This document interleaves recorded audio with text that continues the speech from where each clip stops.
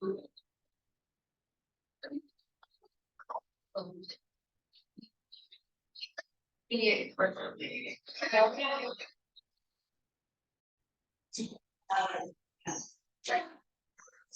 la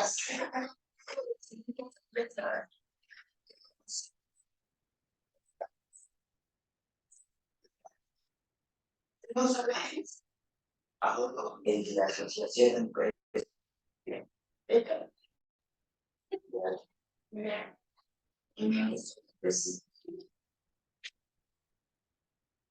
estamos tratando a través de la asociación de mirar un poco también nuestro alrededor a través de las conferencias que planteamos y algunas cosas de la realidad de la ciudad. Aún es una asociación de utilidad pública. Nuestro objetivo es el tema de proyección con género, pero fundamentalmente relacionado con lo que pasa. En lo que existe igualdad, también es necesario mirar el entorno, mirar cuáles son las facilidades que tenemos, que no tenemos dentro de nuestra ciudad. En el beneficio, un día en puerta de este palacio, me crucé con Javier y le dije, tú darías una conferencia para uno. Sí, le dije, mucho gusto, soy Graciela, quiero una conferencia. Es que me miró, no le recordar cómo. Le digo, ¿qué fecha tenemos disponible? No logramos cuadrarla mucho, no logramos en junio, no logramos cuadrar en julio, y en julio logramos cuadrar esta. Lamentablemente tengo un montón de gente enferma que me han llamado, pero de todos modos estamos grabando esta reunión. Te cuento por qué parte de mi interés personal. Hace muchos años con María hicimos un curso de arquitectura y género. Bueno,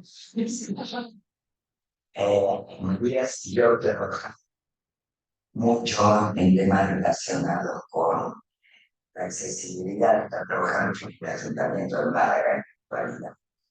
Luego estuvimos con Marianela, dándole vueltas de qué hacemos con esta ciudad, fundamentalmente por el tema de la perspectiva del género, porque no es una ciudad fácil de presentar.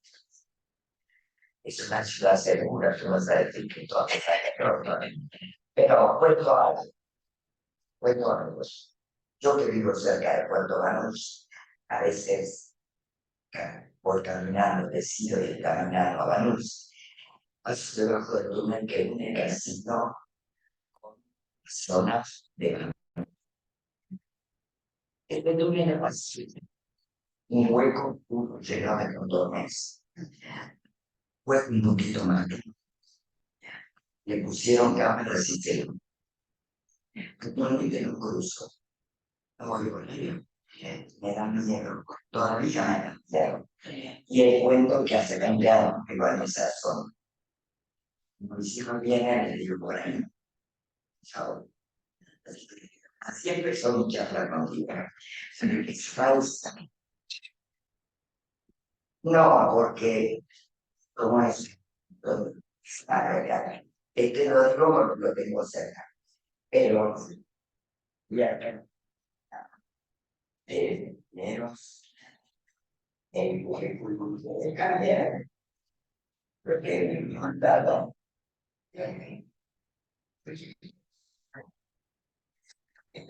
lineamiento, pero al final no se re. Cuando yo escribía, yo pensé un rato, bien, tienes intendente principal, jefe de ingreso, intendente principal, jefe yo no sé qué es. Que escuchaba. Pero yo puedo la policía en la noche. Es licenciado en criminología, máster en análisis, prevención y delito, diplomado en seguridad pública, director de seguridad privada. O sea, tenemos una eminencia en temas de seguridad. Entonces, esta tecnología ya es todo lo que se trabaja. Bueno, tenemos aquí, me voy a enseñar. Antes de empezar a decir que ya el tema del punto ya hemos encontrado la titularidad del túnel y ya vamos a empezar a limpiarlo, a filtrarlo.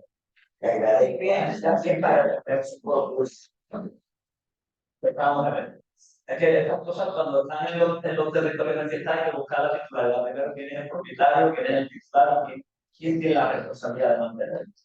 Entonces, después de mucho buscar, entonces ya lo hemos encontrado, ya vamos a empezar a darle solución.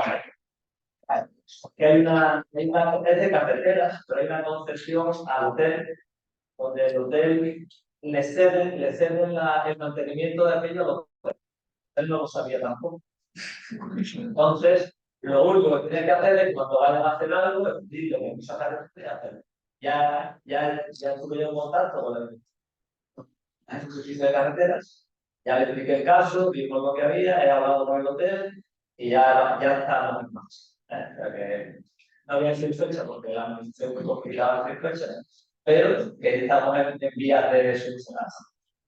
Y dicho esto, yo agradecer a la asociación que haya confiado para dar una explicación bastante importante y bastante complicada. El tema de seguridad es un tema no complicado, pero sí laborioso, puesto que la seguridad, desde el punto de vista del que lo mire, tiene una solución o tiene otra. Es como en ciertos deportes donde, según quien lo vea, tiene una alineación a una jugada o bien. Entonces yo, de entrada, lo que voy a intentar es hacer una visión general de lo que se entiende por seguridad y qué medidas podríamos tomar para dar esa solución que tanto nos afecta ahora mismo a todas. ¿No? Bien. Entonces, lo primero, yo voy a hacer yo soy de la discusión urbanística de Marbella, no soy urbanista, entonces voy a hacer algo por encima, ni me atrevo a hablar de arquitectura, ni me atrevo a hablar de nada de eso, ¿vale? Pero sí hay que conocer la función del municipio. Criminólogo, tengo que buscar el origen de la situación para dar solución al problema. Entonces, me voy a remontar un poco al origen de Marbella, vamos a ver cómo Marbella para entender la actualidad que tenemos ahora mismo. El problema de Marbella es un problema de ahora, o la situación de Marbella es una situación de ahora, ni la organización de Marbella es una organización de ahora. Entonces, tenemos que darle soluciones a cuestiones que no tienen nada. Por eso vamos a dar un poco de perspectiva de lo que es Marbella, ¿no? Después hablar un poco de los aspectos generales, de cómo ocurre el delito y cómo se puede evitar, que es otro de los conceptos de la seguridad, es que la seguridad 100% no existe, nada es seguro 100%, y el que inventa algo seguro 100%, es lo por cierto que está engañando. ¿De acuerdo? Entonces, vamos a ver, o voy a intentar explicar algunos conceptos fundamentales para después hacer referencia a los mapas del miedo, que es lo que realmente yo original todo esto, ¿no? Es cómo percibimos la cara desde el punto de vista de la perspectiva de género. Entonces, se entiende mejor si conocemos esos conceptos previos que debemos tener. Entonces, daremos unos datos y ahí sí pondremos en la luz el trabajo que se hizo hace 2 años. María, con una serie de señoras más y talleres que hicieron, y una encuesta que mandé para documentar esta charla, sin saber sin saber que ella había hecho este trabajo. Entonces ya voy a aprovechar y vamos a comparar los resultados tanto del lugar como de lo que preocupaba a las señoras en aquel momento, a las mujeres en aquel momento, y lo que preocupa hoy en día, por la diferencia de años que sea. Aquí de años no hablamos. Vamos de toda la que. ¿De acuerdo? Después, una vez que veamos la perspectiva y veamos más y todo, yo les voy a explicar qué es lo que hace la policía local, cómo trabaja la policía local para procurar que las calles sean lo más seguras posible, independientemente del género que las disfruten. ¿De acuerdo? Porque la seguridad, como decíamos antes, la seguridad es un término neutro, la seguridad es para todos. Y de hecho, cuando se hace una medida de seguridad, cuando se realiza una medida de seguridad, se hace de forma genérica, no se hace desde la perspectiva ni de hombre ni de mujer. Y ahí es donde viene uno de los problemas, ¿sabes? Porque no todo el mundo aprecia la calle ni ve la calle de la misma manera, ni percibe el riesgo, ni percibe el peligro de la misma manera. Entonces, por eso, esa es la parte que debemos empezar a ver y explicarles cómo trabajamos nosotros para que también nos conozcan, ¿no? Porque todo, policía local es una de las policías más desconocidas que hay. Todo lo próximo que somos, con todos los cercanos somos, como la policía del municipio.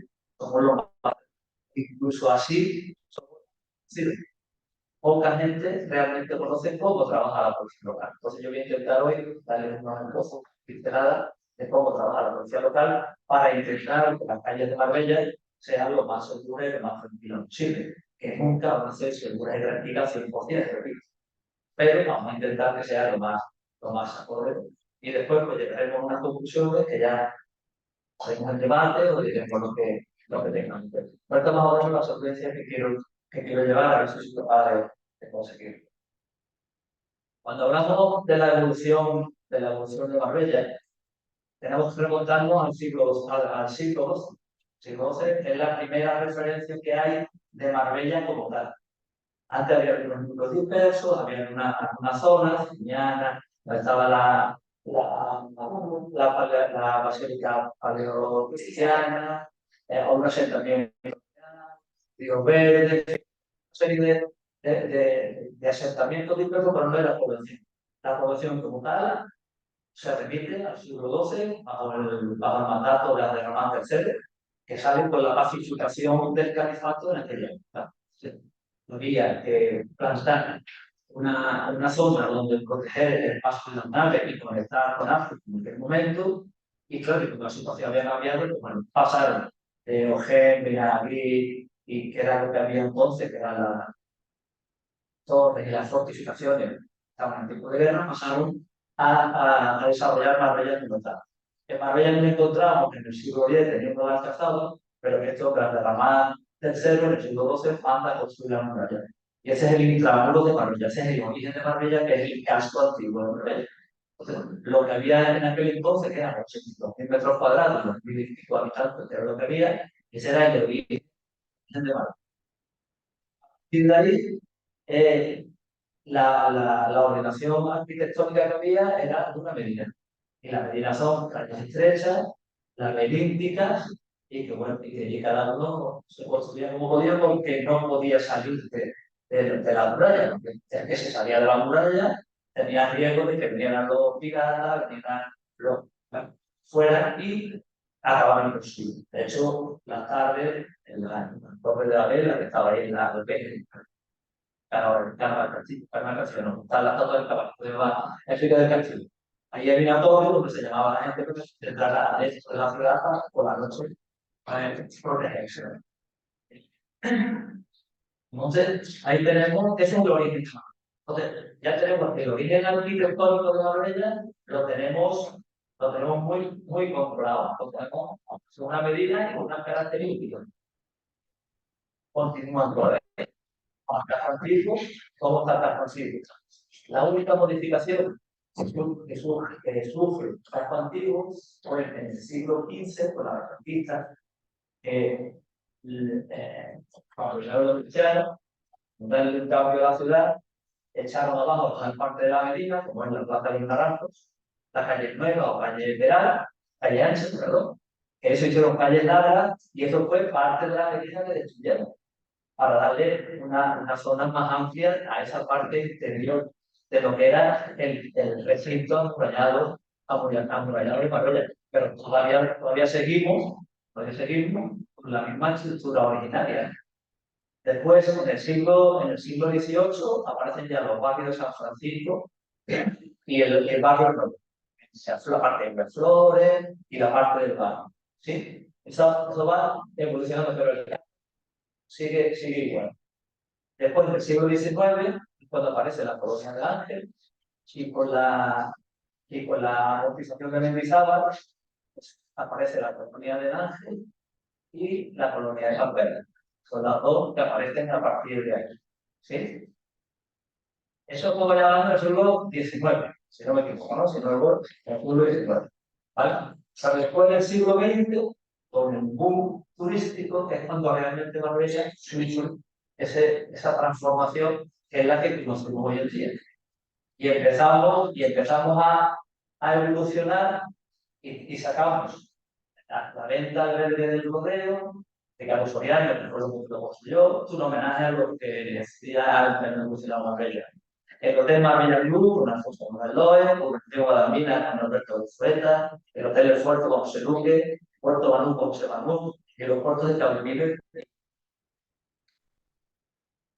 De todo esto, con Marbella fue evolucionando a partir de centros concretos de trabajo. Todo lo que se va, todo conforme una función de Marbella es en torno a esos centros de trabajo, esos centros de producción, que son la teoría de los núcleos múltiples de Harry Ullman, que tiene su explicación. No había entrado en la explicación, pero que sepan que conforme evoluciona Marbella, evoluciona en torno a unos centros de producción. No hablamos de unos altos montos porque eso era de otra vez, ¿vale? Yo pongo el asunto de Puerto Banús porque lo que hoy conocemos como la campana no es otra cosa que evoluciona a raíz de Puerto Banús, porque ahí hacen las casas para que los trabajadores que vienen a hacer el puerto vivan allí. Entonces, a partir de esas casas es cuando va evolucionando toda la nueva Andalucía, pero todo a raíz de las personas de evolución. Entonces, vemos que la arquitectura que llevamos hasta el momento, que la evolución arquitectónica, no está siguiendo ninguna perspectiva de género. Lo que persigue es una perspectiva de aprovechamiento del terreno, económica y en algún momento hasta estética, porque hay zonas que son bonitas. Que pasillas también es cierto, ¿vale? Pero tenemos que ir viendo que ese es el origen del Marbella que tenemos hoy en día. Si echamos la vista atrás y vemos que en la mayoría de los sitios que yo estoy hablando ahora mismo, nos hemos ido desarrollando a raíz de esos mitos, pero que la estructura y la organización urbanística no han cambiado. Bueno, entonces, eso hay que tenerlo. En esta misma evolución, aunque la evolución urbanística es la que es, pero con el boom del turismo, además de esta evolución urbanística, nos trajo una gran movilización de personas. Esa movilización de personas, pues según la teoría de Burges, este hombre nos explica cómo funciona la ciudad. Yo espero no aburrirle, pero es que necesito contar estas cositas del principio para que después entendamos por qué las calles que tenemos son las que tenemos. ¿De acuerdo? Entonces, el Burges dice que los municipios van creciendo en base a las necesidades y a los cambios que van sufriendo. Y las personas que viven en los municipios, conforme van mejorando económicamente, van trasladándose de zonas de trabajo o de zonas de vida a otras zonas mejores. Bien, entonces, esa es la teoría de los ciclos. De aquí yo me voy a quedar, porque Marbella, aunque evoluciona tanto así, pero no de esta forma, es una mezcla de las dos teorías, ¿no? Pero yo aquí sí me voy a quedar con referencia al casco antiguo. El casco antiguo, en un principio era donde vivían todos los mundos. Conforme van mejorando las condiciones de trabajo y de vida de las personas, y con el boom urbanístico, con el boom turístico, las empresas y los de fuera vienen a comprar en el centro, en el casco antiguo, por ver el potencial económico que tiene, van comprando viviendas, van comprando locales. ¿Qué ocurre cuando compra vivienda y compra locales? Que las personas que van ahí se van a los sitios. ¿Y cómo se transforma el centro? ¿Cómo está el centro de Marbella ahora, el casco antiguo? Tiendas, en la zona peatonal, muy bonita, pero tiendas, ¿qué ocurre? A partir de las 8 de la tarde, cierra y allí ya no hay nadie.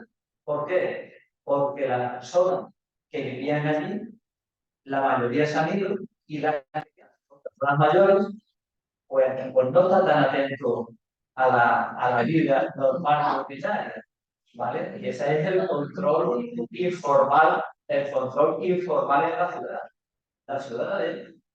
La ciudad la policía es importante, el control formal, las instituciones es importante, pero el control informal es más importante en ocasiones que el formal. ¿Qué ocurre? En aquellos lugares donde este control informal desaparece, se queda un espacio vacío, se queda un espacio solo. Y ese espacio solo normalmente es ocupado por otras personas que, dependiendo la utilidad o la idea que tengan, genera un ambiente más o menos bueno o malo, es malo, y lo que hace es que genera la situación y lo que evita es que las personas normales pasen por ahí.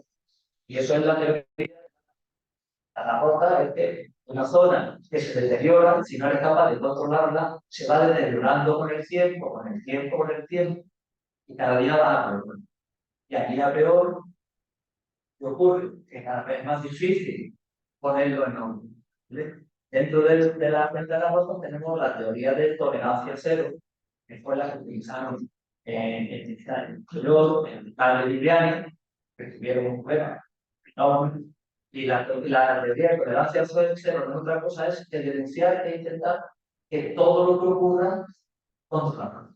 Todos los delitos que haya se denuncian por leve que sea, y cualquier movimiento que haya, por pequeño que sea, hay que solucionarlo. Se me rompe, no me voy a ir al delito, me voy a ir a lo normal, una jardinera que se rompe, una porque se cae, una jardinera, una ladrillo roto, en vez de dejar que se vaya deteriorando, que se deteriore lo arregle.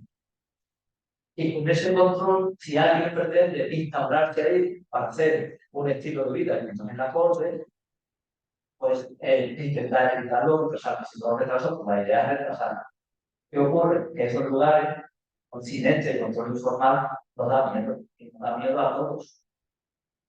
Nos da miedo a todos. Entonces, si sabemos cómo funcionan las ciudades, si sabemos cómo se generar delito, tendremos más facilidad de nosotros a la hora de llevar de esa es la otra parte con la que trabajamos a partir de ahí. Para evitar que algo ocurra, como sabemos cómo se comete el delito normalmente se produce de tres formas. Que se conocen en criminología, por la actividad rutinaria, la elección racional y el patrón de delito. El triángulo, que es la que coincide con la actividad rutinaria, dice que para que se produzca un delito tiene que ver tres cosas, tres partes fundamentales. Uno con ganas de cometer un delito, alguien motivado para cometer un delito, un elemento susceptible o apetecible para ser robado y una vigilancia o factor de vigilancia. Si hay un objeto apetecible, hay alguien que roba, alguien con ganas de robar y hay vigilancia, es más difícil que se produzca. Suele poder producirse, pero es más difícil. Ahora, si hay alguien que quiere robar y hay un objeto apetecible de ser robado y no hay vigilancia, al final delitos ocurre. ¿Por qué? Porque la teoría de la acción racional dice que el delincuente trabaja en base al cálculo de probabilidad de ser detenido. Si tengo el cálculo de probabilidad de ser detenido muy alto, no delinco. Ahora, si tengo la posibilidad de salir victorioso, que es detenido, pues sí.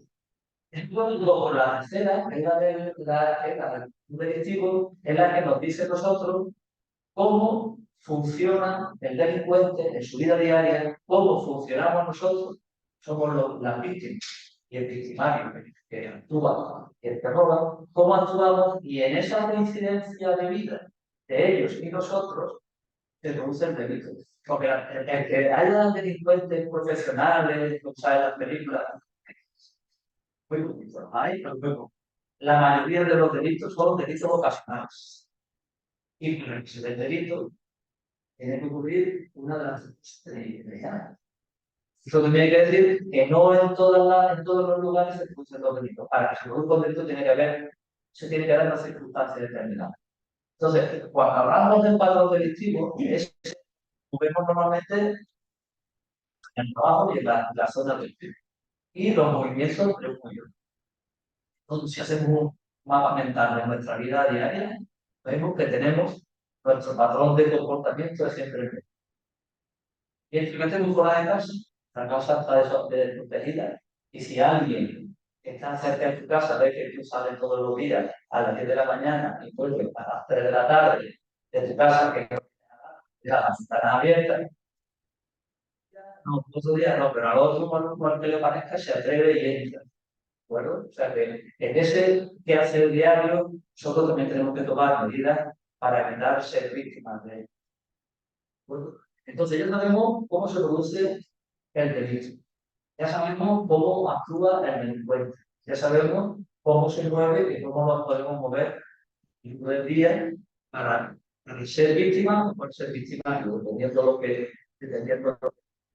¿Vale? Ya tenemos cómo ha evolucionado Marbella, ya sabemos cómo se mantienen las zonas apartadas, ya sabes, el encuentro, una vez que encuentro una zona apartada, una zona tranquila, una zona que está habitada, puede posicionarse. Otro de los conceptos que tengamos claro son que nosotros, la policía, se mueve por las denuncias realizadas. Nosotros, cuando intervenimos en base a las denuncias. Pero no se denuncia todo lo que ocurre. Hay una bolsa de delitos, cada municipio, cada sociedad tiene su bolsa de delitos, que dependerá de otros factores que la veamos toda y es donde voy ahora. Esa cifra de delitos, esa bolsa de delitos que no se denuncia y que se cometen, esa cifra son esos delitos que se cometen en una sociedad y que no llegan al conocimiento de nadie. ¿De acuerdo? ¿Qué ocurre?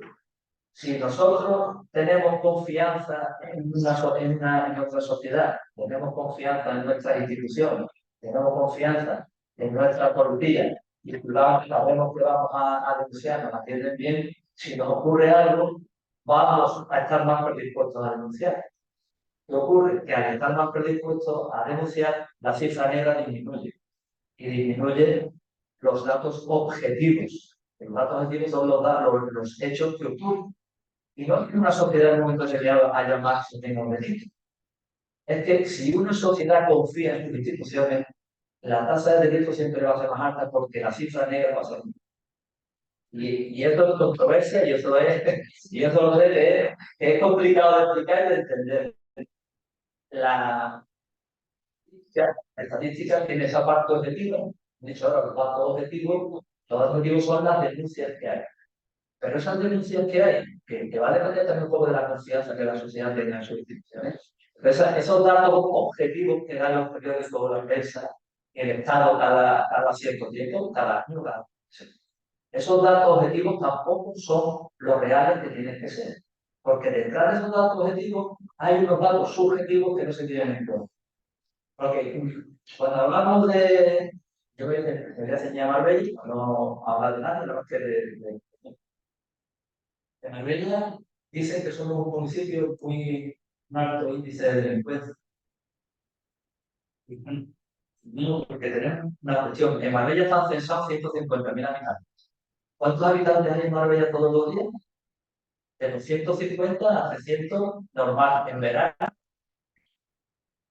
que nos toma y nos compara en la tasa de índice delictiva, nos las compara 150, claro, tendremos una tasa alta.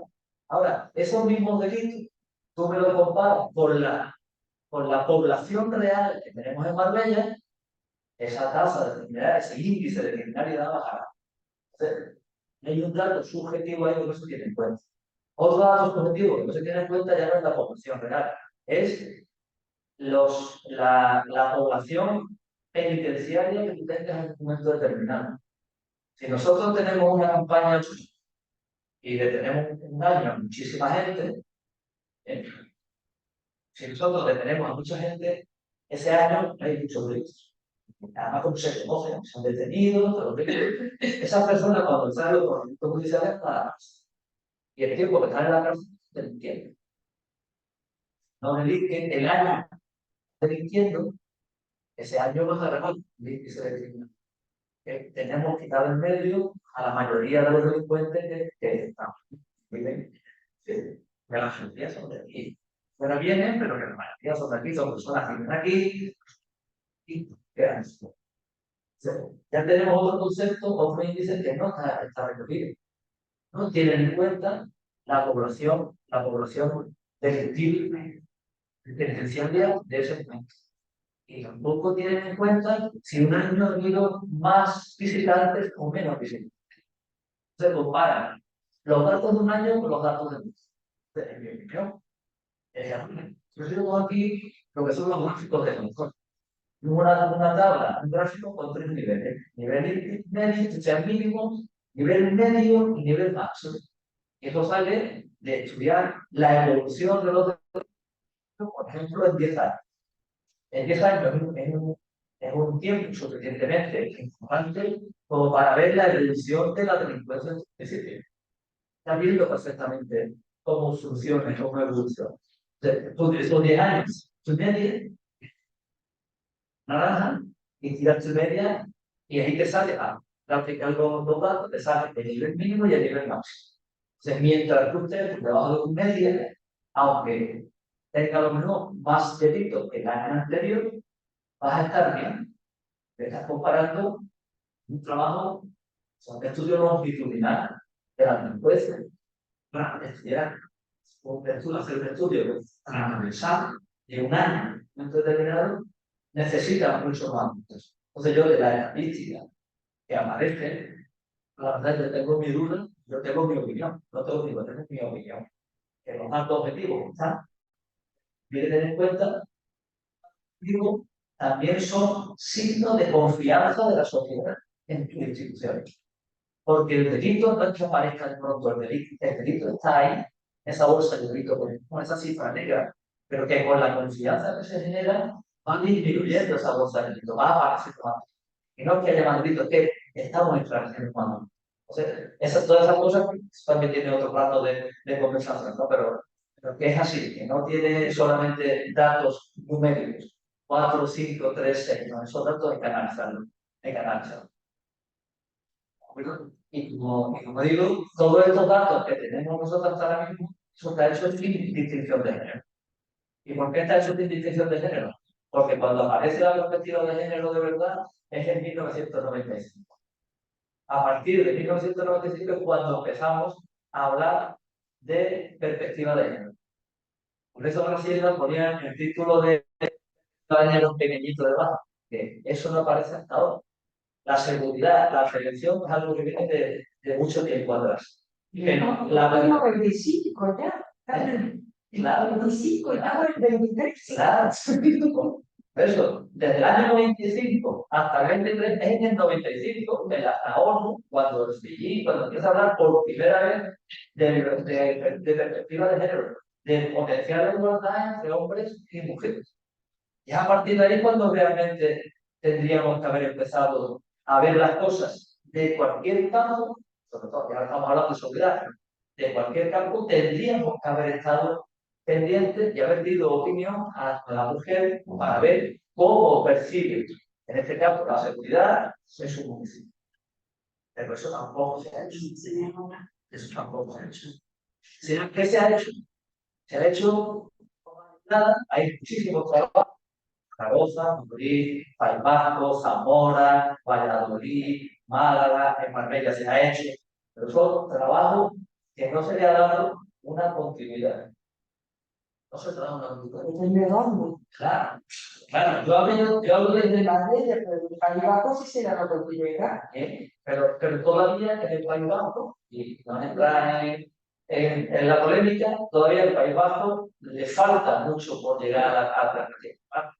Pero la idea si la ONU en Beijing en 1995 habla de esa perspectiva, habría que haberla ampliado a todas las instituciones, a todas las esferas, y sobre toda la seguridad. ¿Sí? Y ahí es donde viene y hablamos de los mapas a partir de ahí es cuando se empiezan a hablar de los mapas del riesgo. Los mapas del riesgo. Este es eso que tengo ahí, María, que salió pública, María y el equipo que la acompañaba, y el Diario Sur, que ella es tema, y salió pública el Diario Sur, bien, donde nos plasman en un paseo que hicieron por Marbella qué zonas detectaban las mujeres que iban haciendo ese recorrido, qué zonas detectaban. Es decir, que lo que se busca en los mapas, yo lo puedo decir, los objetivos y los métodos utilizados, el objetivo principal que se busca en el mapa es identificar los lugares percibidos como inseguros para las mujeres, establecer un canal de comunicación entre mujeres y los técnicos, para que tengamos conocimiento de lo que hay, y dar visibilidad en la política criminal. Todo lo que sea dar solución al problema de inseguridad. Eso es lo que se busca en los mapas. Bueno, ¿cómo se hace? Se hace por la reunión de charla y conferencia, por encuestas, la que yo mandé para documentar esta charla, sin saber, repito, que estaba ya Hay que actualizar. ya hecha, porque viene bien, porque así la vamos a comparar y vamos a ver que no hemos cambiado, no hemos dicho nada, no estoy haciendo ningún error. ¿De acuerdo? Entonces, hacemos encuestas, pero no solamente hay que hacer encuestas de recorrido, sino también hay que hacer encuestas de vulnerabilidad, que es importante, de victimización. Hay que preguntar cómo te sientes víctima, si has sido víctima, si conoces que has sido víctima, cómo has sido víctima, cuándo. Eso también hay que saberlo, porque no podemos intentar darle una solución integral a un problema de seguridad si dejamos flecos sueltos, si no tenemos el conocimiento de todos los actores y todas las personas que participan en ese problema que queremos solucionar. Y una de las cosas, yo soy una crítica que hago, una crítica positiva, que los trabajos que yo he visto de mapas de miedo es un ausente del criminólogo. Y el criminólogo debe estar presente porque el criminólogo da un enfoque y da una información que puede ser útil para solucionar el problema, porque tenemos el conocimiento teórico, sabemos cómo se utiliza el delito, sabemos cómo poder afrontarlo y las herramientas y las estrategias que hay para poder afrontarlo. Entonces, en ese sentido, también habría que darle participación a la Te digo, claro, es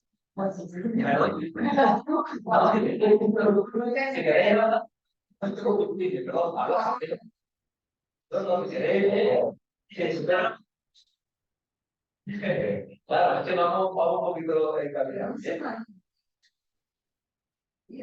No, a eso voy, por eso voy. Se habla de perspectiva de género y estamos hablando de que el hombre también tiene miedo. Tiene miedo cuando voy por ahí. Yo hay zonas en las que llego y digo, yo por ahí no entro, y doy una vuelta claro, porque es que el miedo es tan subjetivo. Eso sí, pero no lo he comentado antes. Y claro, es que a mí me decía uno, cuatro, ese tío, yo un compañero que tiene miedo. Digo, yo prefiero un policía con miedo a un policía con miedo. Un policía con miedo, un prudente, un policía con miedo, un loco. Eso es lo que podemos sufrir. Ese es el elemento que antes no lo comenté, pero sí lo comentaba, que es la percepción subjetiva de seguridad.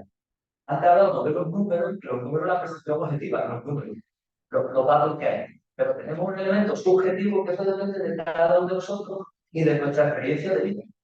Cada uno tiene un miedo distinto. Cada uno tiene miedo a algo distinto, dependiendo de su experiencia. Entonces, lo que para mí es para otro no. Y viceversa.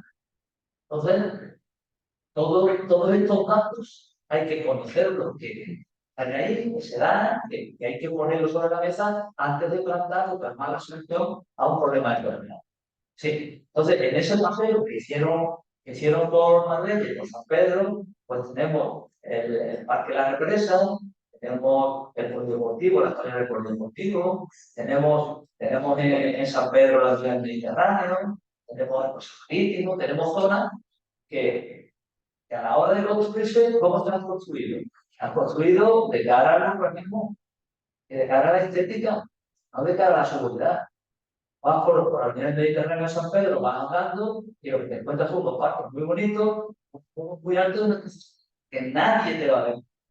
Si tienes un problema, nadie te va a escuchar. Y cuando vas andando, vas solo y si además no tenemos el jardín cuidado y tenemos poca iluminación, pues vamos a ir un poco oscuro. La gente no mira hacia abajo.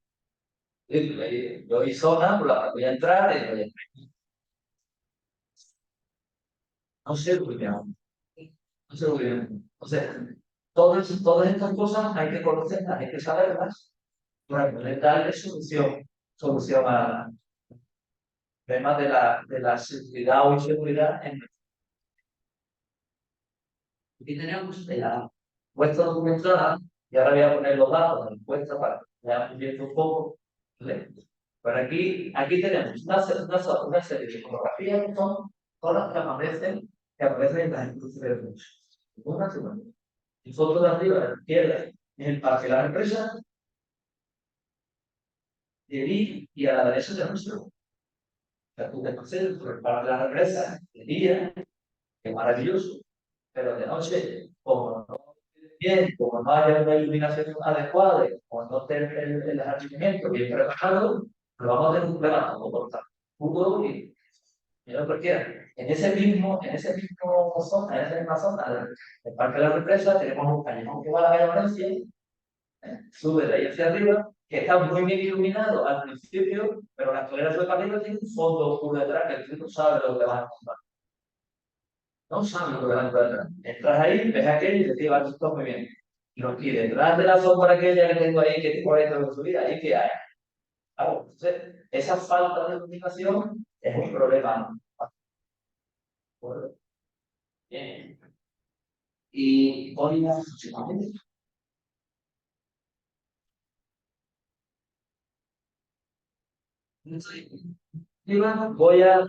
hacer un repasito a la encuesta que he mandado, que ha estado bien contestado, son 60 personas que han contestado, es un trabajo prospectivo, no es científico, pero los parámetros, pero sí nos dan una información de qué piensas, ¿no? Que era la idea que yo tenía, a ver, documentar un poco las charlas que estábamos haciendo.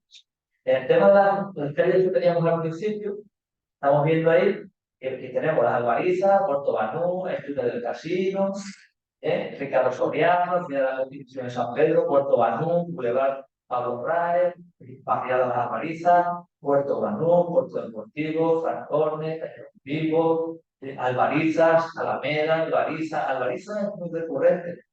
¿Pero por qué es recurrente Albarizas? Porque tenemos la información de que aquello es una zona marginal, que hay una zona que vive, una población que vive, y aquí, vaya que vaya, te da miedo aquí por eso. Después, si nos vamos a los datos objetivos, allí no hay otras cosas, porque el delincuente, si hubiera delincuente allí, no actúa en su barrio, actúa en los límites, actúa en los perímetros, en las zonas de seguridad que se llaman, donde yo actúo en una zona donde estoy cerca de casa, pero no me conocen. Entonces, en la zona que en teoría se entiende problemática, no hay datos objetivos de inseguridad, pero sí tenemos datos subjetivos de inseguridad. Nosotros no nos atrevemos a meter la raíz, ya paseamos por panoramas exterior cuando no hay.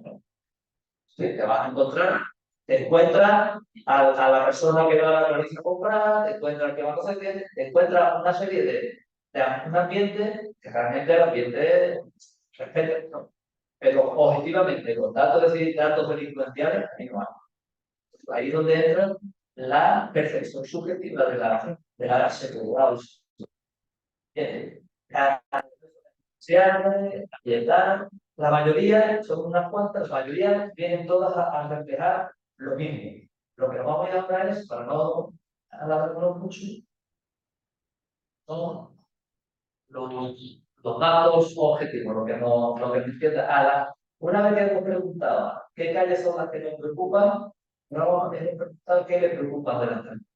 ¿Sí? Y nos dicen, en una zona de Madrid, nos responde que el 71% que la calle que le da miedo tiene tráfico. Tiene tráfico. Tiene movimiento de circulación de tráfico. ¿Vale?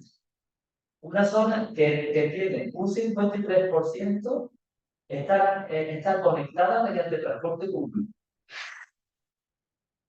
53% de los que me es decir, la calle está conectada, no quiere decir que sea suficiente. Usted tiene conexión de transporte. Entonces, es una peatonal, 3%, un 58% dice que es zona peatonal. Zona peatonal, con tráfico, nada. Miren donde nos estamos moviendo, ¿no? Lugar solitario. No es un lugar solitario. El 53% de las personas contestaron que no es solitario. Repito, esto no es científico, esto es aproximativo, que es un estudio prospectivo que no cumple con los parámetros estadísticos para poder decir que tienen un valor.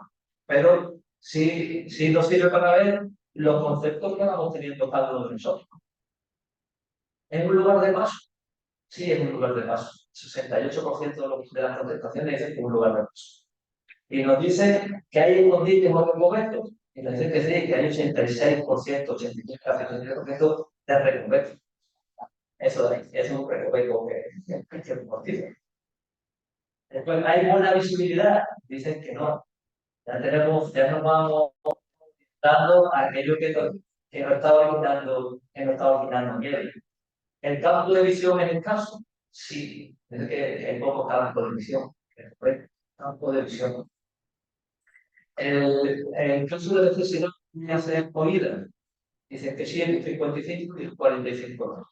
Bien, está bien. ¿Hay una nación que impida la visibilidad? Dicen que no, el 61%. Bien, pero que no impide la visibilidad no quiere decir que no sea foco. Esa es la otra. ¿Está bien iluminado por la noche? El 78% dice que no.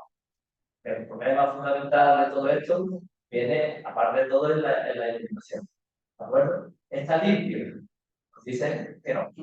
Que una mala teoría de la ventana oscura, sucia, un poco concurrida. ¿Tiene aspecto de abandono? Que no. Abandono, pero puede haber condicionantes que sí tiene esa situación. Y ahora bien, ¿en qué momento del día tenemos más miedo? Tenemos las 60 personas que han contestado, han dicho que no es mucho, ¿claro? Pero la tarde un 23 y la mañana un 12. Resulta que cuando más delito tengo que tener por la tarde y por la mañana, no por la noche, objetivamente. ¿De acuerdo? O sea que tenemos el miedo a la noche, pero cuanto menos delitos se cometen, es de noche. De tarde y de día. Y de día. ¿Perdón? Pero pregunto si delitos Contra animal y contra humano. pues, o sea, pues, Sí.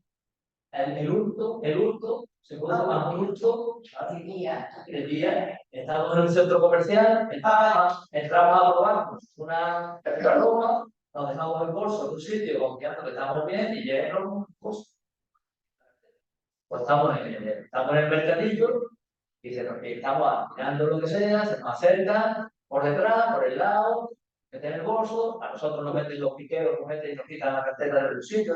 O sea que de noche es un tipo de delito que se comete, pero día de los delitos se cometen en la tarde. O sea que esa percepción también hay que tenerla. Y lugar donde se siente más miedo. Son las consultadas, hablan de los parques. Es donde se siente más miedo. ¿Por qué? Porque será en los parques.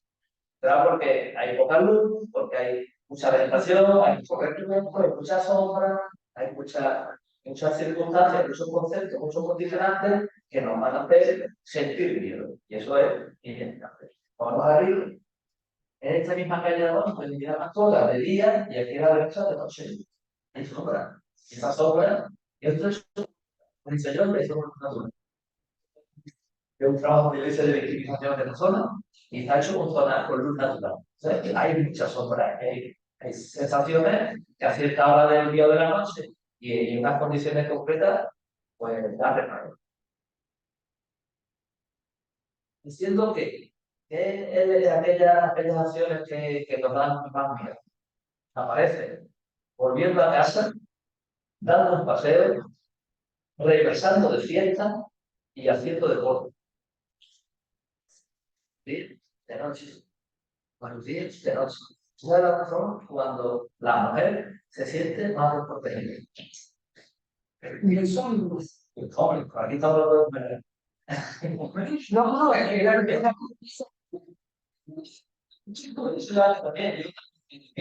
la pregunta. La encuesta está no lo dice ninguna. No lo dice ninguna. No, pero yo la mandé asociación y la dirigida a las mujeres. Sí, sí, sí. Que no pueden hacer más. O más veces, ¿no? Porque yo, por ejemplo, le he dicho a mi marido que va a venir esta tarde y me dice, no le encuentro sentido, digo, si uno tiene miedo cuando pasa, yo no digo, yo sí. La experiencia de vida, y eso no es muy malo, la experiencia de vida. Yo me encuentro capaz de afrontar la situación y hay veces que no. Y hay veces como policía que me atrevo a afrontar una situación solo y hay veces que tengo que pedir apoyo. Pero no solo experiencia de vida, que educación. A las mujeres no pueden educar para enseñar. Claro, sí, claro, y que los niños no lloran. Así que ya tenemos una avisa cuando llegue, no vayas por aquí. Bueno, claro, para eso es lo que se ha ido. Y ahora viene la pregunta que dice, ¿a qué tiene miedo exactamente? Y le dice, el 31% habla de los robos, el 26% a la agresión sexual y el 13% a la agresión física. La mujer tiene miedo a la agresión física, tiene miedo a que le hagan daño física y sexualmente. Esa es la mayor preocupación que tiene la mujer. Por eso la teoría de que le puede ocurrir más de noche que de día. Cuando eso puede ocurrir en cualquier momento. Y es más, la experiencia, lo dije al principio, la sociedad ciudadana es algo muy controversial. Hay muchas opiniones y hay muchas formas de ver, pero hay unos datos que son claros, son los manifestados por los interesados en este caso.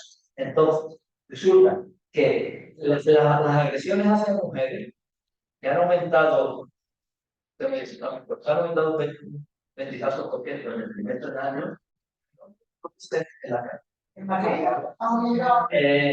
año, no recuerdo, el combo de la estadística que hace el Ministerio de Interior, en general, no, hay poca incidencia en esa zona. Lo que yo quiero decir es que la mayoría de las agresiones sexuales que se producen a la mujer no se producen en la calle, se producen en domicilios, y en las zonas de encuentro, que son las zonas de ocio. En las zonas de ocio se realizan encuentros entre la persona, pero no las mujeres, pero no mujeres, pero no hombres. Y es ahí donde o puede surgir, hay una acción ahí, o de ahí se trasladan a los domicilios y en los domicilios donde se fundamenta o se perpetra la agresión realmente. En la calle lo que más se va a encontrar pues, es un robo. Pero una agresión sexual en la calle, una vez en los últimos años puede haber habido 2 salones. Y todo muy centrado en alguien conocido que ha estado con la persona, que no ha sido un encuentro conocido ni nadie que ha ido por nadie determinado.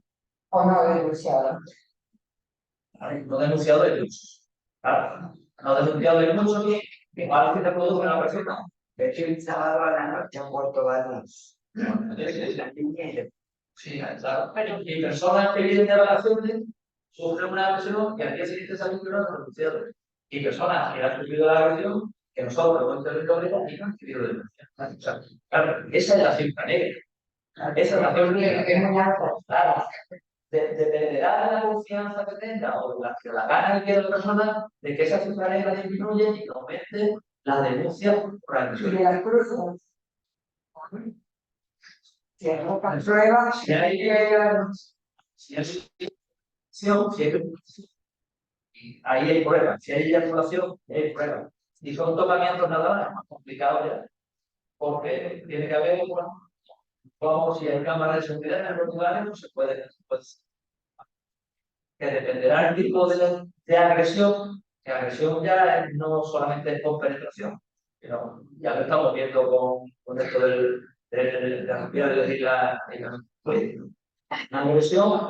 una agresión, lo que la he sonido, darle un beso contra su puta.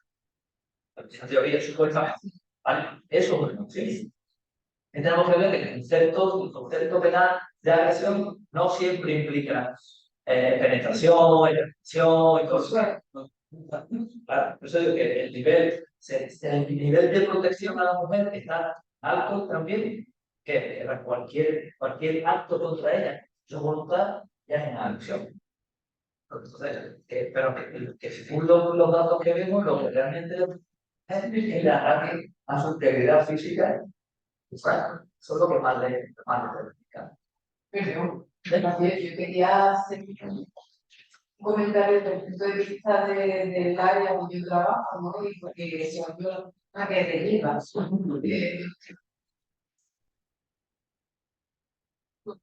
Sí es cierto que a lo mejor no fuese así, pero que sí hay un aumento de violencia y agresión sexual en el ámbito de la familia, dentro de ambientes de familiares, ¿no? Entonces, por el tema de la medicina, de la comisión del delito, de la vulnerabilidad de la víctima y además ya de entorno familiar, así que amigos sensibles, ya tanto a la casa. Y la necesidad que hay de también, una necesidad que se han parecido con alquileres, que están compartiendo gas, niñas menores, que han conviviendo de hacer ahí. Realmente es un delito semipúblico, semiprivado, necesita la denuncia de la persona agraviada. Entonces, sí, ese es otro inconveniente que hemos encontrado. Si la persona agraviada no denuncia, la acción de la justicia lo puede.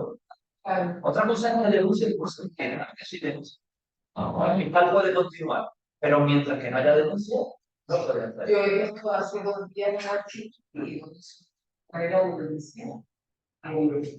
El perfil del delincuente. Sí. Un delincuente y entonces ha decidido que no. Y yo no tengo confianza sino porque realmente no somos capaces. Tiene miedo si es una persona ese tipo. A ver quién va a ver. La producción de la familia. Tenemos los equipos de protección. Los equipos de protección no llegamos al 100% a nivel de Claro. Nosotros en violencia de género tenemos un equipo de 5 policías locales que se dedican a la protección de las víctimas, también lo alto. Nosotros podemos tener al año 90 víctimas. 5 policías tienen encargados de proteger a 5 víctimas. Tenemos 5 policías a 90 víctimas. Cada 5 policías protegen a la víctima. ¿De acuerdo? No son No hay riesgo, si hubiera, estamos hablando de por un riesgo extremo, pero hasta llegar al riesgo extremo hay una serie de fases que estamos encontrando con las víctimas, la visitamos, lo llamamos, lo acompañamos en ocasiones, pero no estamos 24 horas como sería con riesgo extremo. casi 24. Y me consta que está mucho No, las otras pero es cierto que siempre hay un pero que sí hay miedo y sí,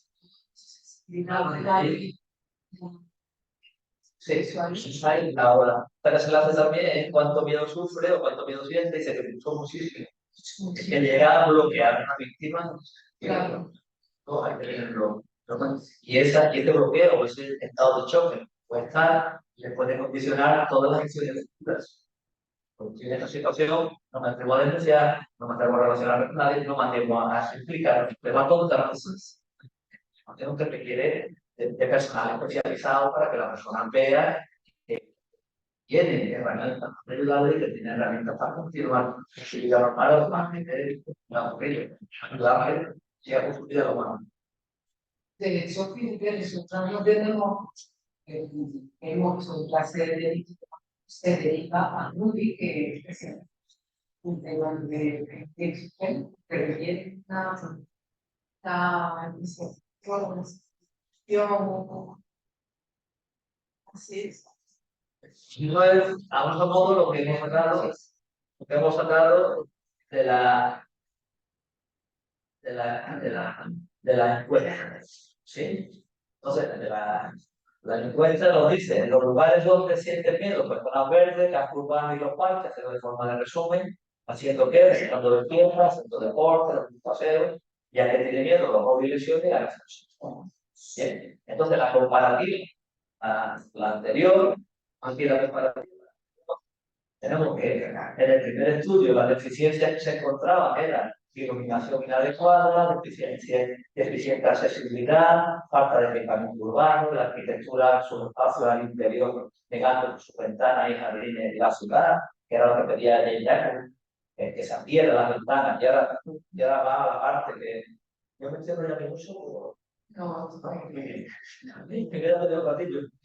Digo, el transporte público es deficiente, el transporte desordenado y la limpieza. Y zonas identificadas al medio Mediterráneo, a pasar el puerto de Banú, Andalucía, Cañón de Banú, parte de la empresa, parte de la educación, en general el acceso al polideportivo para los de este segundo estudio que hemos hecho, las deficiencias fue falta de iluminación, lugares solitarios, sucios, aislados, la zona de ocio, falta de control formal e informal, los parques y mala comunicación, unas influencias, lo deportivo, libertad, Marisa Miraflores, Plaza Todo, en el Mediterráneo, tenemos los dos acuerdos, ¿no? Estamos en el mismo sitio, tenemos los mismos miedos y las mismas situaciones. Y si seguimos con uno de estos contenedores para los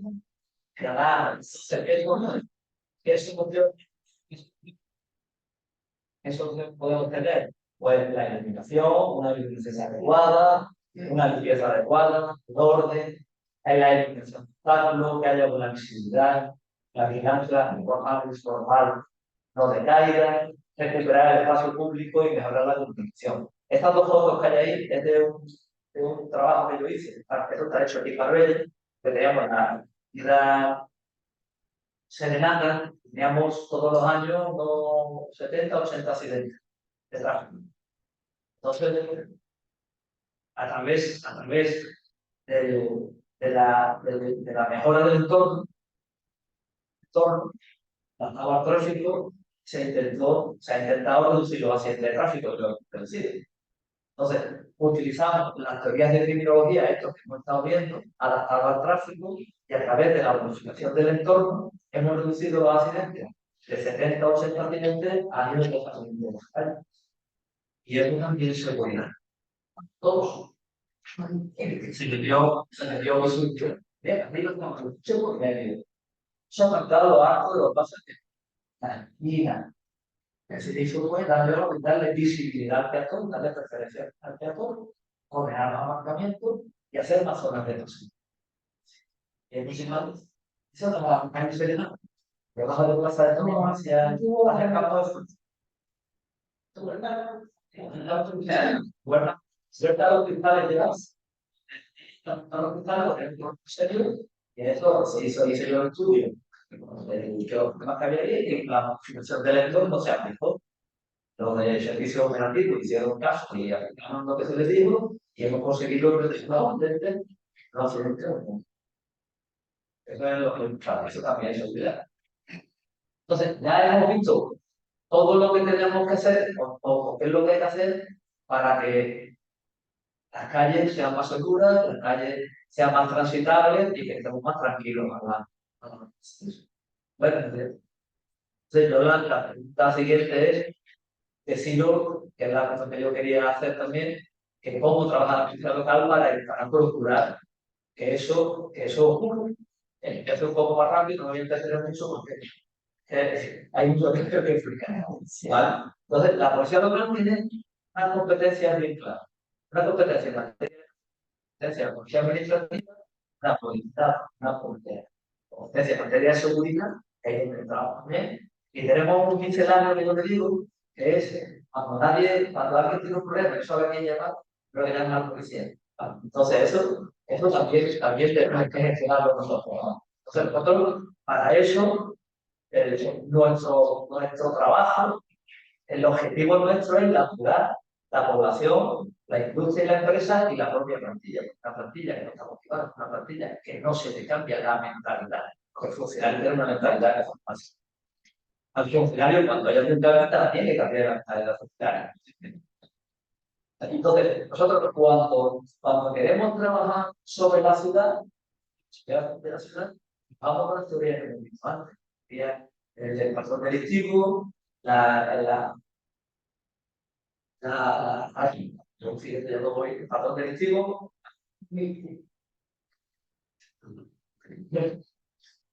las teorías del delito son las tres que el patrón delictivo, teoría de criminalidad y la lesión personal. Entonces nosotros sobre la ciudad trabajamos de esa manera y hacemos estudios de vulnerabilidad sobre las empresas y estudios de victimización sobre las personas. En base a los resultados vamos modificando no solamente las estrategias de comunicación por los servicios sociales, sino nuestro propio trabajo. Nosotros cuando salimos a la calle no salimos de forma aleatoria, salimos con una orden de servicio que sabemos cualquier problema tenemos y para esos problemas vamos distribuyendo la. Después, para eso, hacemos bajo un modelo de gestión, un modelo comunitario compensado y orientado al problema. Digo comunitario porque lo que hacemos es, con la idea de acercar al policía al ciudadano, dividimos el municipio en distritos. Cada distrito de Marbella, de los 5 distritos que hay en Marbella, tiene asignados sus patrullas. No son los mismos policías, porque eso genera un problema de acción importante, que es el problema todo a Nueva York, cuando tuvo que aplicar una serie de teorías, porque el mismo policía, en mucho tiempo al final se trabaja. Y al final el trabajo que hacen es el mismo policía. Entonces tenemos los distritos divididos, tenemos patrullas asignadas, pero no son los mismos policías, son las patrullas, pero no los policías. Bueno, entonces ese policía va cambiando la zona, ¿cierto? Y va cambiando de distrito, que no llega a relajarse. Al mismo tiempo, utilizamos otra estrategia que es si camina, donde se le dice al policía que cada hora para el coche y mantén lo mismo pasa que pisar. Si pasamos, no nos damos cuenta de esas cosas, pero sí pisamos cada día con el anillo pasa un día. Y todo eso sirve para que la imagen del barrio no se deteriore. Y nosotros de esa manera lo vamos trabajando. Al mismo tiempo, cada día nosotros, velando por la seguridad de nuestros menores, estamos en todos los cursos del colegio. Mañana, entrada y salida y recreo. Pero al mismo tiempo que estamos en la entrada y la salida de los parques, que es susceptible de Roberto Alfredo, y si ella pudo estar poniendo droga, detectarlo, que no tener una unidad canina, que es más conocido, más famoso de otras cosas. Vamos a hacerlo al mismo tiempo que estamos paseando, patrulleando paseando el parque, estamos viendo las deficiencias que hay y hacemos notas de servicio para que los servicios operativos vengan y mantengan los jardines, las hileras y las calles, las mantengan para evitar ese deterioro que se. Al mismo tiempo, tenemos una figura que es el asesor policial personal, que son los subinspectores del distrito, que se reúnen con los concejales del distrito y se reúnen con los vecinos de las asociaciones. Las asociaciones le explican, dicen qué problemas tienen, los mandos toman nota, lo traen a jefatura, vemos los problemas que hay, planificamos estrategias, aplicamos estrategias y después, una vez con los resultados, le explicamos al vecino qué hemos hecho, qué no hemos hecho, por qué hemos hecho una cosa, qué hemos hecho la otra. Todo eso dentro de la comunitaria. Después, el enfoque compensado nuestro, y ahí es lo que a María no le gusta, tampoco nos casos. Pero tenemos las cámaras, ¿saben lo que sufren las cámaras? Ya no me contaron. No te digas más. Las cámaras lo que hacemos es suplir esas faltas de ventanas y de ojos a la calle que la arquitectura no da. Entonces, tenemos una serie de zonas de Marbella, Puerto Banús, el centro, Ricardo Marítimos, que tenemos cámaras, y esas cámaras son ventanas a la calle. Pero no dan seguridad. Sí, las No dan seguridad. Yo quisiera que los que llegan de aquí supieran dónde están las cámaras. Sí, señor. Una mujer. se saben, No. están analizadas. Pregúntenle. Sí, sí. Porque si yo pregunto por Martina, yo no sé dónde está. Yo que a mí no me da seguridad. O si nosotros no somos. Claro, hay que darle lo mejor más atractivo. Bueno, Ya, ya, pero las cámaras sí dan seguridad en un doble sentido. Teóricamente en un doble sentido. En disuasión, prevención y reacción. Cubren las tres facetas en que el policía tiene que trabajar. el policía, pero no nosotros no da seguridad. Es una opinión y es respetable. Siempre seguridad. Están ahí para eso. Pero si sabéis que hay una cámara que se queda sensación de Pero la ves. Ah, no, eso no sé dónde está. A mí no me da seguridad. Bueno, no me da seguridad porque no sé qué está. Pero si no te da, yo me di cuenta que se da. Y el de que no va a hablar.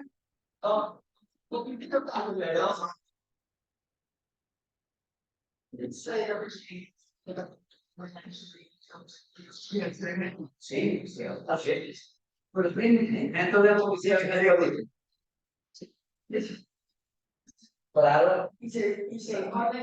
claro, claro. Nosotros, lo de la venta, no. Nosotros en verano hemos intervenido, nos han tenido 6.000 artículos. 6.000 gafas, cinturones, sobre todo. Por eso me decía antes que la competencia de la policía es materia. Tenemos que repartir nuestro incentivo en todas esas competencias. Entonces, estamos trabajando en eso y vamos a votar 24 horas pegadas a las cosas y 24 vamos repartiendo y vamos compensando una actividad con eso. Por sí, lo hacemos. Y no. El año pasado fueron 17.000 artículos los que se investigaron. 1.000 bolsos, gafas, correas, muchos. Y ya, porque no solamente textiles. Eso es muy pequeño. Vale, yo se lo explico. Es que mire, cuanto yo me veo desaparece, pero sí, Se sabe todo, ¿no? Claro, Ustedes también lo tienen que saber. lo sabemos y vamos y hacemos lo que hacemos. no, yo veo para eso. Claro. Sí. Eso es. Me lo hacemos y mirando. Ella se la descarga. Hay dos. Vamos a hacer ahí, son dos cuestiones. Hay, ¿cómo se puede hacer servicios? No podemos estar 24 horas consiguiendo ventas ambulantes porque tenemos que hacer otras cosas. Entonces, a lo largo del día, durante el servicio, planificamos una estrategia para tocar todas las tareas que tenemos de forma continua. Lo hacemos todos los días, no lo hacemos 8 horas. Pero de darle una captura, planificamos. Después tenemos un inconveniente, que es nuestro trabajo. Nosotros, desde la 1:30 hasta las 5 de la tarde, tenemos asignados todos los colegios que lo he comentado antes, las casas, o sea, todas las patrullas las tenemos asignadas a ellas. Durante ese tiempo, los policías no están allí, están en otro sitio. Esa es la que hemos acabado de perder. No, son 395 policías. 300. Claro, somos, Marbella tiene 27 kilómetros de costa y tenemos el núcleo de la Chapa, tenemos Marbella, tenemos Andalucía, Puerto Banco y tenemos San Pedro. Y el casco antiguo tiene vigilancia 24 horas. Para el verano es la parte del municipio más protegida de todo el mundo. Bueno, sí, hay un nombre que de todo, hay negocio, ¿no? División de la división de negocio.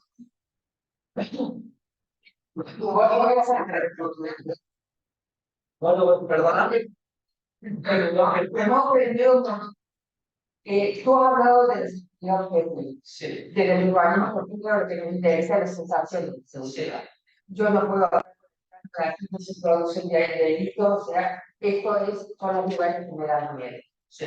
A las mujeres nos da más miedo que a los hombres, por muchas razones. Primero porque vamos con personas pendientes, cuidado con niños, con cargadas, y además por un tema de educación. Cuando hablamos de urbanismo de género, la respuesta tiene que estar segregada. Si una mujer lleva 2 personas, o sea que vale 2 votos. Es muy raro que yo tenga caso. Eso es En el urbanismo de género, yo también reclamo la presencia de un criminólogo. Pero sí. Entonces, recién estamos empezando a escuchar algo. Esto no tiene nada que ver. Lo que necesitamos criminólogos cuando no estamos. Los mujeres hay que dejarla. Sí. Y además hay que hacer talleres de mujeres solas. Sí, pero tienes que tomar cuenta que tiene que tener un poco de fundamento. Claro. No. No puedo. Si las cosas son, que tienen los talleres, todo tiene un paso. Sí. Primero hay que escuchar. Porque ellas son las que caminan y patean el día a día y a todas las personas, o sea que tienen una información que no la tienen ningún individuo. Entonces, hasta ahí hemos llegado. Primero la escuchamos.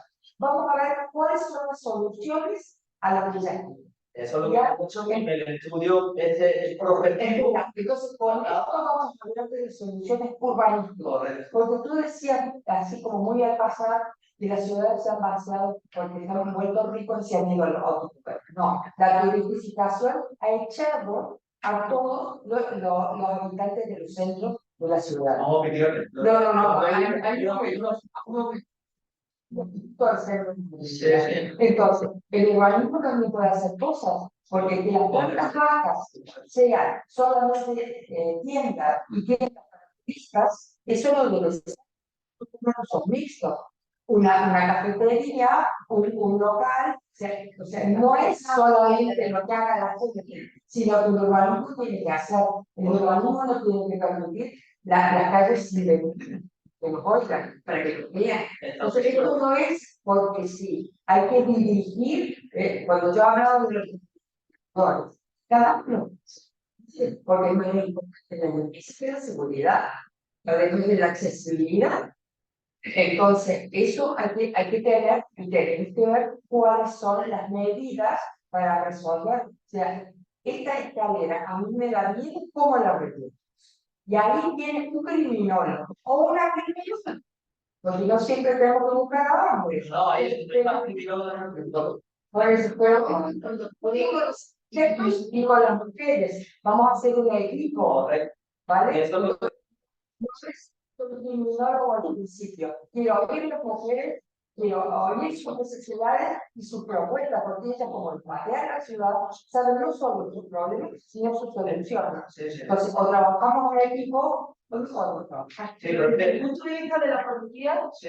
nosotros realmente es lo que se puede. Ese diálogo que pusiste, Sí. en el que era El delito, el objeto, la vigilancia. y la vigilancia. Sí.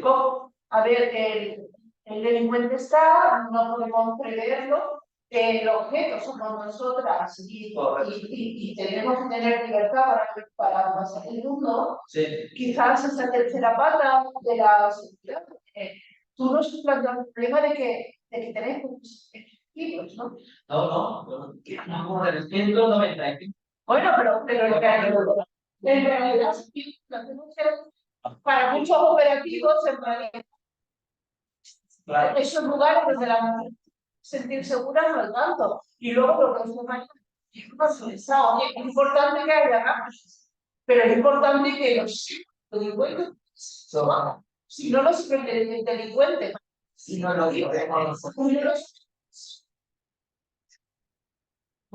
digo, digo porque están. sí, A los sitios donde están instaladas las cámaras hay carteles anunciadores de las cámaras, muchísimos y grandes. Pero si nadie los ha visto, entonces no decía. No digo que no. Yo no los carteles sí, pero hay que hacer otra cosa. Porque en realidad no es y bueno, que no lo vean como María.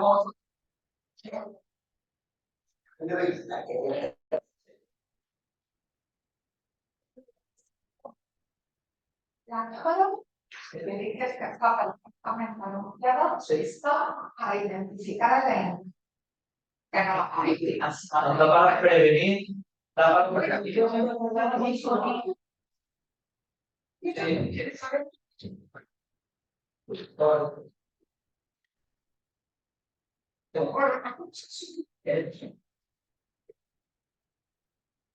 Sí, yo se lo explico. Eso se lo explico yo.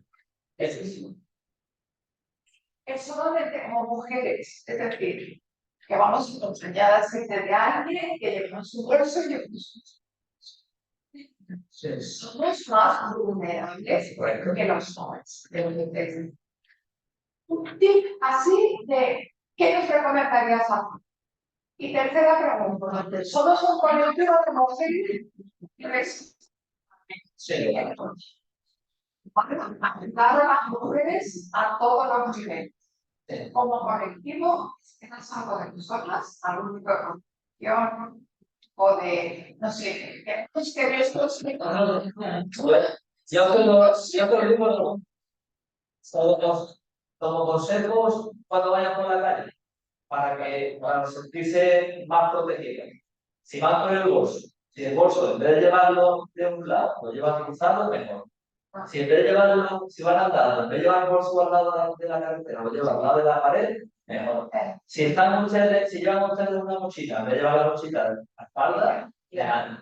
Si están ustedes en el mercadillo, o están en una tienda, o están en la cañada, y van a probarse una ropa, o van a comprar bolso, o van a andar, van a hacer lo que quieran, la prenda que tengan, no la toquen. Ojalá llévenla, que van al probador, al baño, que van a la tienda, a donde vayan, igual que nos dicen en los aeropuertos, no pierdas de vista su pues igual cuando nos movemos, nos vamos moviendo y hay que ir sin llegar a la obsesión, pero sí hay que ir viendo lo que tenemos que hacer. Claro. Y después esperar a nosotras. Yo espero que cualquier duda, cualquier cosa que veas, cualquier elemento que pueda parecer sospechoso, llamen al 099. Que para eso estamos. 092. Nosotros, la pregunta más tonta es la que no se hace. Y el aviso más tonto es el que no se da. La que cualquier cosa, es una tontería, ¿no? Usted nos llama. Ya nosotros veremos si es tontería. Eso es lo que nosotros esperamos del ciudadano. Que nos avise de cualquier cuestión que ellos vean que puede ser sospechosa de lo que se cree, nosotros vamos a preguntar. Esto es lo que voy grabando.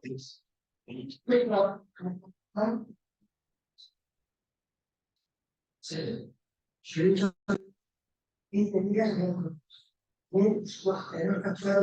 Claro. Preciso. Llevaron las bombillas y las rompieron todas porque es una zona donde viven muchos extranjeros y a veces muy pocas personas en los inmigrantes. Y hay robos. Entonces, nada más ponerlas con sus tres bombillas, las rompieron todas. Entonces, ella rompió todo. Pues, aquí Se repusieron todas las horas, están todas todavía desde hace. Esto es lo que vamos.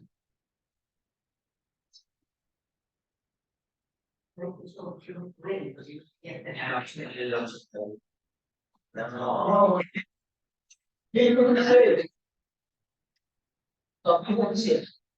y que quiero. ¿Qué zona es la más conocida de Marbella? ¿Dónde era? ¿En Puerto Banús? Puerto Banús. Eso también en el caso de ¿Dónde más? En Ricardo Soriano, Puerto Deportivo de Marbella. En San Pedro. En San Pedro, la Plaza de la Libertad, en el apartamento del Teatro Comercial. Ah, pues ahora viene. Sí, hay una parte que sí. A la Cañada. Ah, oye, y esto que Antonio. Ay, pensé que iba a poner la cámara. Eso va dentro del proyecto de zona de bajas emisiones. El proyecto para garantizar que en determinadas zonas del municipio no entren vehículos. O los vehículos que sean eléctricos, de anillos de luz. Eso está. Bueno, pero yo ahora Sí, yo trabajo en ¿Cómo que? Sí, sí, esa misma. Esa misma, sí, sí. Tengo de Bien. Miguel Carlos, porque Miguel Cano vamos, que es unas horas de andar, muy fácil ahí. Claro. en el edificio, claro. Es que no se puede entrar en el edificio. Y otra cosa, creo que es el cuarto, Sí. por la noche está muy bien. Y a mí también, no sé. ¿Cuál es el número de cabeza?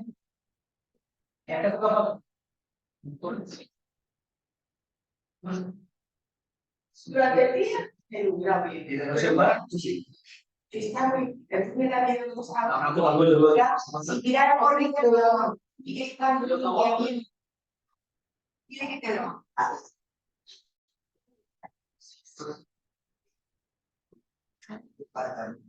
No, yo ya la pregunta que iba a hacer a eso María, ¿cómo percibe la humanidad? Yo voy a decirlo, claro. Lo único es lo que era el aumento, es cierto, etcétera, pero que no se produce en la cara. Que es un delito que puede ser más en el paso de divertimento y el homicidio. No, personas no olvidan, no. Sí. ¿Qué quiere decir? Cuando ustedes toman el número de delitos que hay al año, en las estadísticas, ¿se diferencian en los delitos que se cometen sobre el hombre y sobre la mujer? Víctima, sí, la víctima es la víctima, la última mujer, sí. ¿Qué se comete más sobre el hombre? Sobre el hombre, ¿Pero de qué tipo? De todo tipo. No, contra la persona. roba,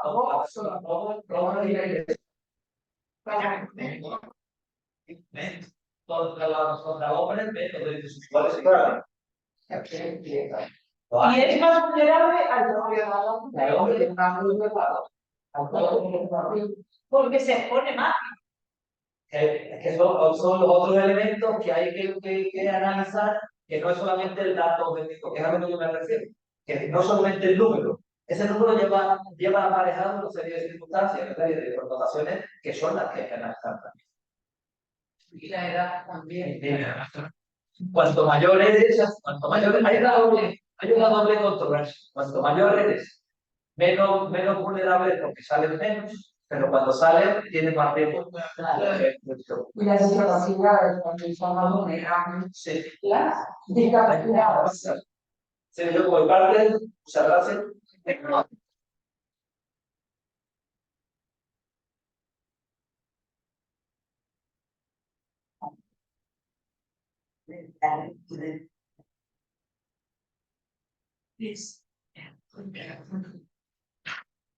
Yo no sé, pero esos carritos tienen una tecnología especial y yo todo.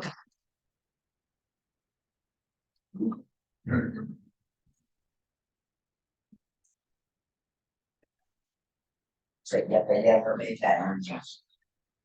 De repente se acercó por un chiste. ¿Qué le pasó a la señora? Claro. Voy a ver, déjame de cuánto. El 80% de nuestras intervenciones son sociales. Son policiales. Pero Una de las 185 sí hacía que una vez.